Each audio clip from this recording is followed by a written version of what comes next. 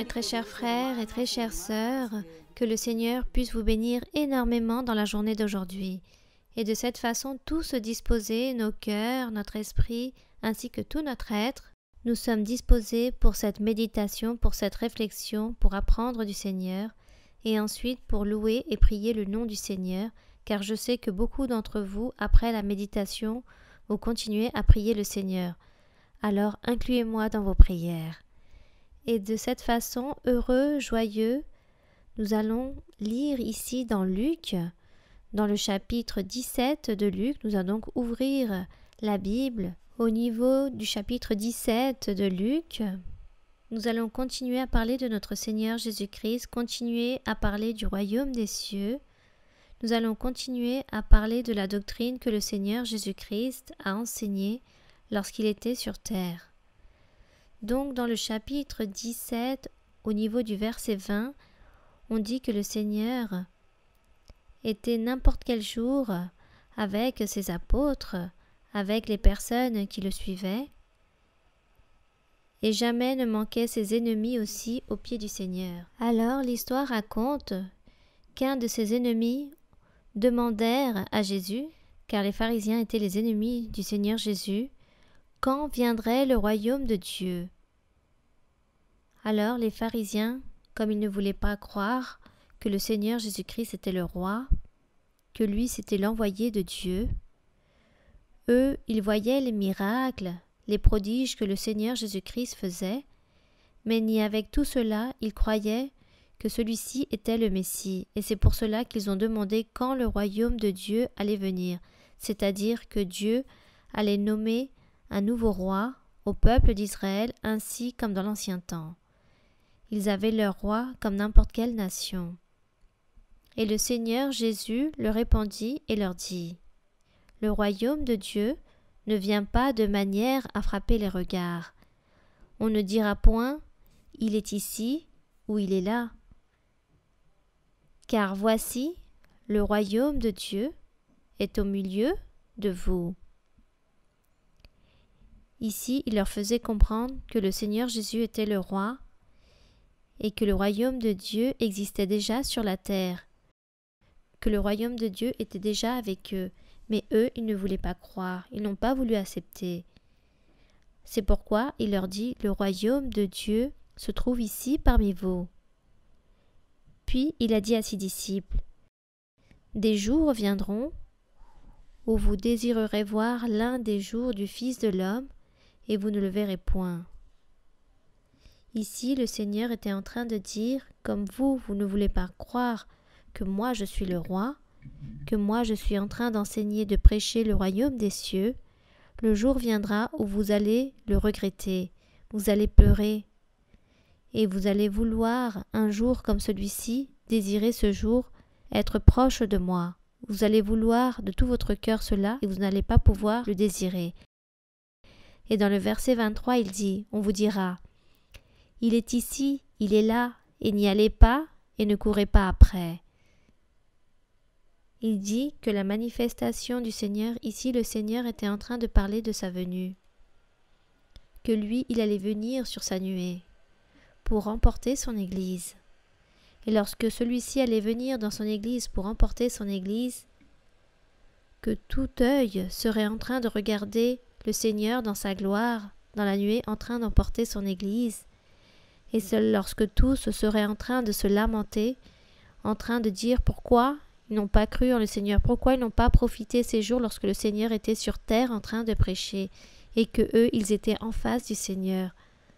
C'est à propos de la lamentation que eux ils allaient avoir. C'est pour cela que le Seigneur leur disait qu'ils allaient désirer obtenir ces jours, mais cela sera trop tard. Cependant, le Seigneur dit que beaucoup de faux Christ, beaucoup de faux maîtres, beaucoup de faux prophètes seraient en train de se lever et que eux allaient dire qu'ils étaient envoyés par Dieu. Mais il leur dit: n'allez pas là-bas, ne suivez pas toutes ces personnes, car ces personnes sont en train de vous mentir, de vous tromper.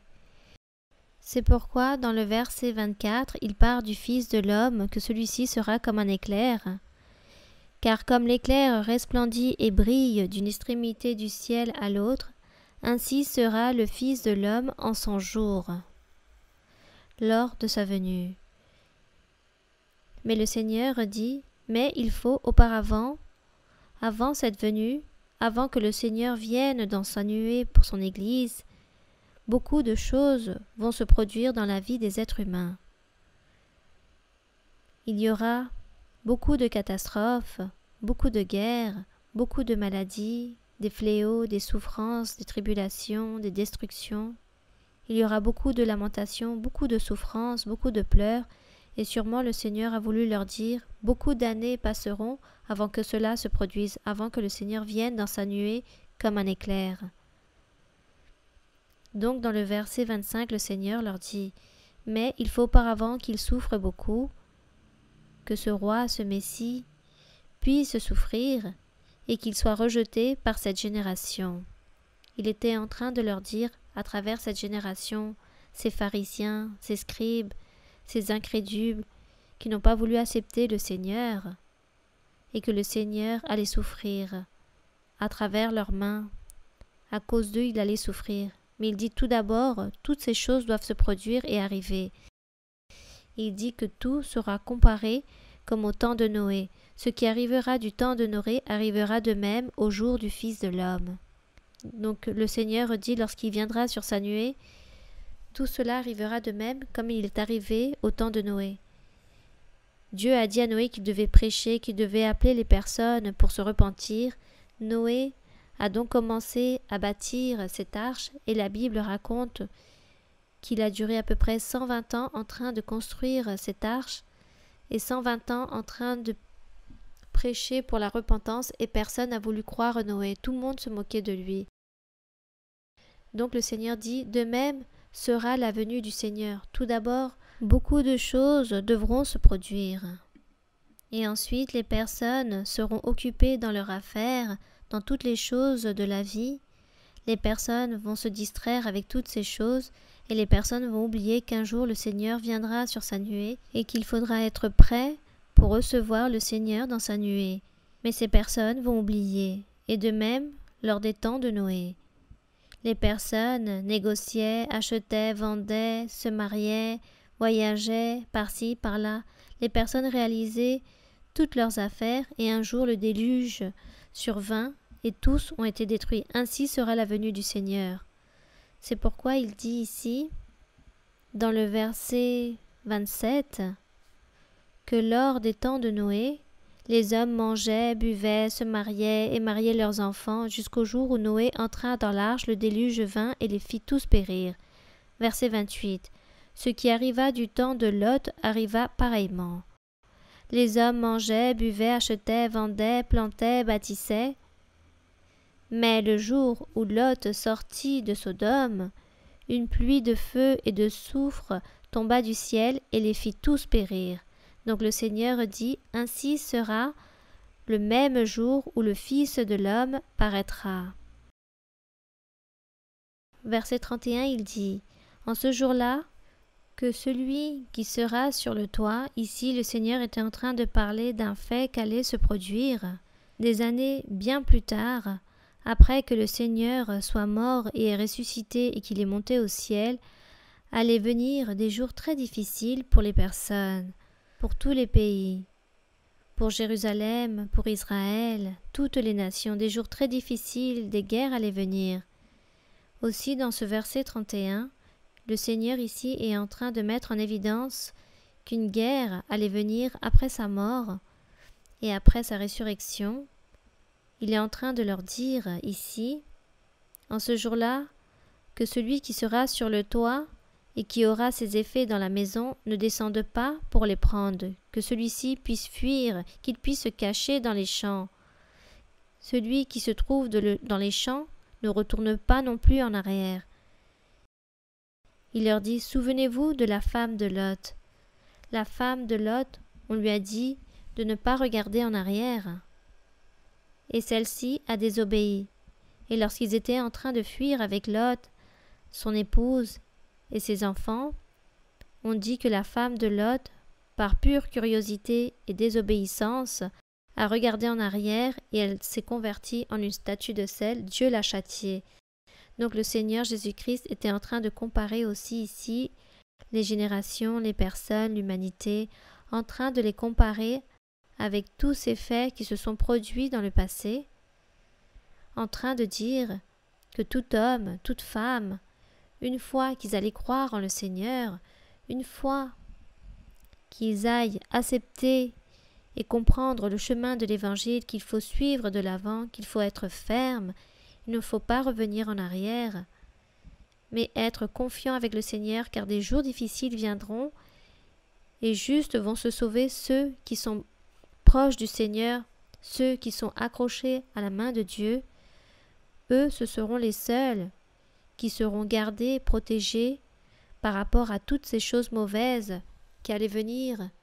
Peut-être des choses mauvaises durant tous ces 2000 ans sont produits lorsque le Seigneur est monté au ciel, mais aussi toutes les choses mauvaises qui allaient venir après les nouvelles générations. Et le Seigneur leur dit dans le verset 33, « Tout celui qui cherchera à sauver sa vie la perdra, et celui qui la perdra la retrouvera. Car celui qui cherche à sauver sa vie en niant Dieu, en faisant demi-tour, car il ne veut pas suivre les voies du Seigneur, alors celui-ci, au contraire, la perdra, car Dieu ne va pas le garder, ne va pas le protéger, alors la personne va périr. Mais il dit que tout celui qui veut perdre sa vie pour plaire à Dieu, pour prêcher sur le Seigneur, publier le nom du Seigneur, suivre la voie du Seigneur, et peu lui importe que celui-ci soit critiqué, jugé ou persécuté ou même menacé, mais au contraire continue de l'avant, alors celui-ci sera sauvé par le fait de continuer dans la voie du Seigneur. Dieu le gardera et Dieu lui donnera aussi la vie éternelle. Alors le Seigneur ici était en train d'enseigner tout cela à ses pharisiens parce que eux, ils avaient posé cette question, quand le royaume allait venir? Et le Seigneur leur a répondu, le royaume est avec vous, c'est moi. Et je vous enseignerai tout ce qui viendra dans le futur. Et ici, dans le verset 34, il dit, je vous le dis, en cette nuit-là, de deux personnes qui seront dans un même lit, l'une sera prise et l'autre sera laissée. Tout cela allait se produire parmi tant de choses.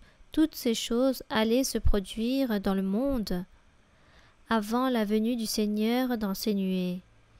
Lorsqu'il dit qu'ils seront deux dans un lit, un sera pris et l'autre laissé, il s'agit de la vie spirituelle aussi des croyants. Dans une famille, dans un mariage, dans un couple marié, par exemple, la femme connaît la voie de Dieu et continue la voie du Seigneur. L'époux peut-être ne veut pas suivre la voie de Dieu, mais au contraire continue dans son monde. Et soudain, la mort les surprend. Alors, Dieu va bénir celui qui cherche le chemin de Dieu, celui qui est en train d'aller à l'église, celui qui est en train de déposer sa confiance et croire en Dieu. Et aussi, lorsque le Seigneur viendra sur sa nuée comme un éclair, car il dit qu'il va venir comme un éclair, lorsqu'il viendra sur sa nuée, alors ce couple marié qui sont en train de vivre en tant que mari et femme iront au ciel pour recevoir le Seigneur, celui qui vit avec Dieu, celui qui a cru en le Seigneur et qui suit l'Évangile. Alors, ces deux choses peuvent arriver dans ce couple marié. Soit la mort va les surprendre, alors Dieu a emporté un pour sa gloire et l'autre sera condamné par le fait de ne pas vouloir accepter. Ou si le Seigneur vient dans sa nuée, l'un sera enlevé pour Dieu et l'autre sera condamné, envoyé dans le séjour des morts. Dans le verset 35, il dit « De deux femmes qui moudront ensemble, l'une sera prise et l'autre laissée. De la même façon aussi, deux femmes vivent dans un même lieu, dans un endroit spécial. L'une peut-être est en train de chercher Dieu et l'autre ne croit pas en Dieu et ne veut pas chercher Dieu. Si la mort les surprendra, l'une sera avec Dieu et l'autre sera condamnée.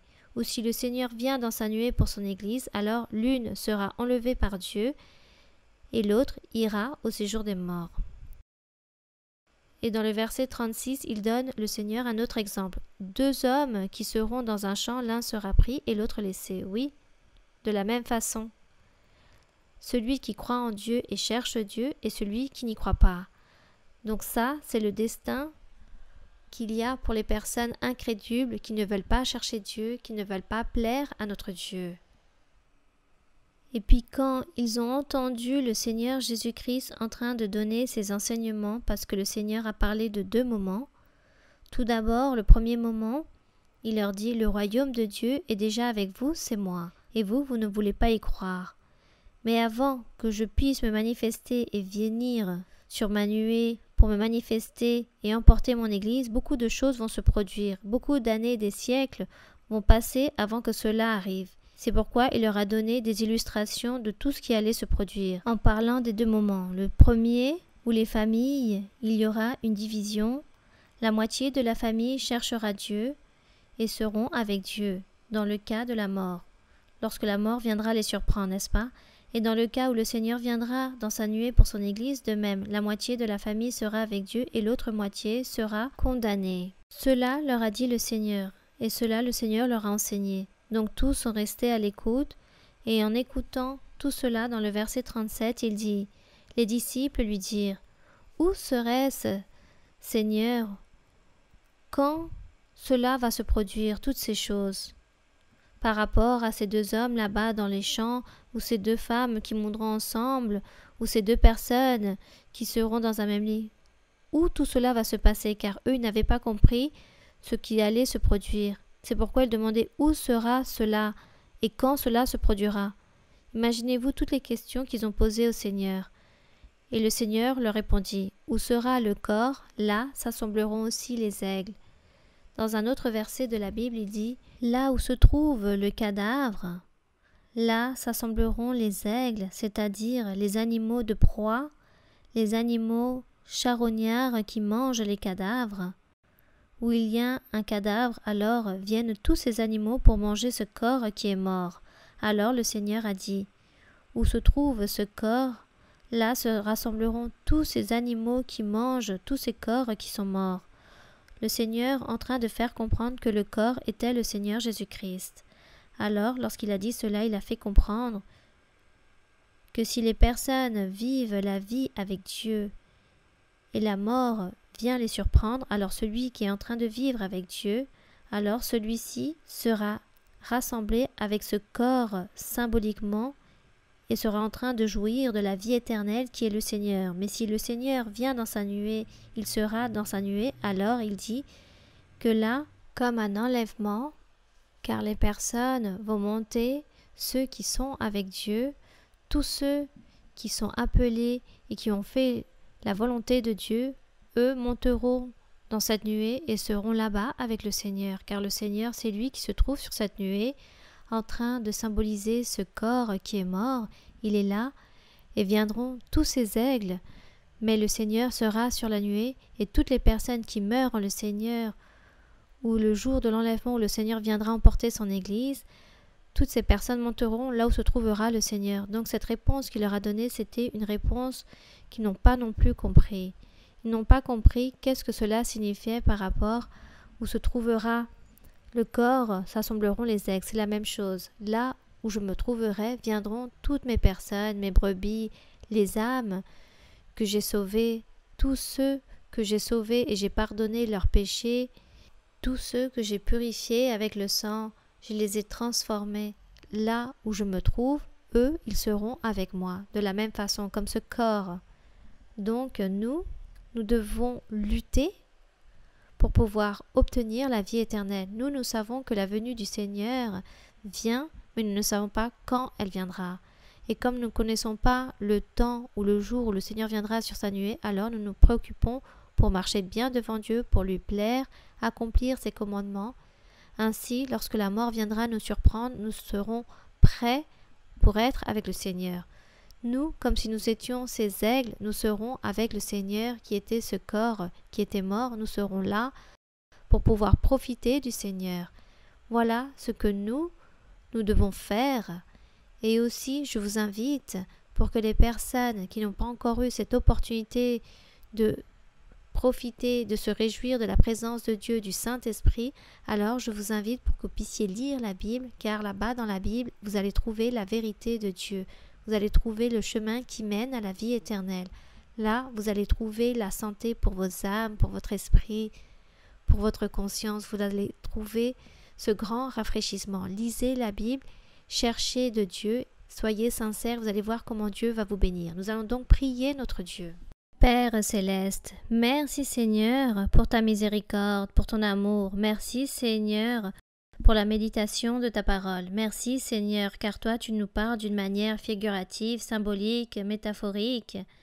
Mais l'Esprit Saint nous a appris à interpréter, à comprendre tous tes écrits, ta parole, et nous sommes en train de nous réjouir de tout cela, en train de profiter de ta doctrine merveilleuse. Seigneur, je te demande que tu puisses tendre ta main en ce moment au nom de ton Fils Jésus-Christ et que tu sois, Seigneur, en train de guérir toutes les personnes, en train de libérer toutes les personnes, en train de leur donner la joie, la paix, le bonheur, et que tu sois, Seigneur, en train de détruire les liens, en train de délier, en train de rompre toute l'œuvre de l'ennemi, du diable, et que tu sois, Seigneur, en train de donner en abondance. Garde les personnes, donne-leur la consolation, la paix, des songes, des visions. Parle-leur, Seigneur, enseigne-leur ton chemin. Aide-les, Seigneur, pour que tous puissent être heureux comme nous aussi nous avons été heureux avec toi. Merci, mon Père, au nom de Jésus-Christ, ton Fils aimé. Pour lui est l'honneur, la gloire et la louange pour toujours. Amen. Gloire au Seigneur.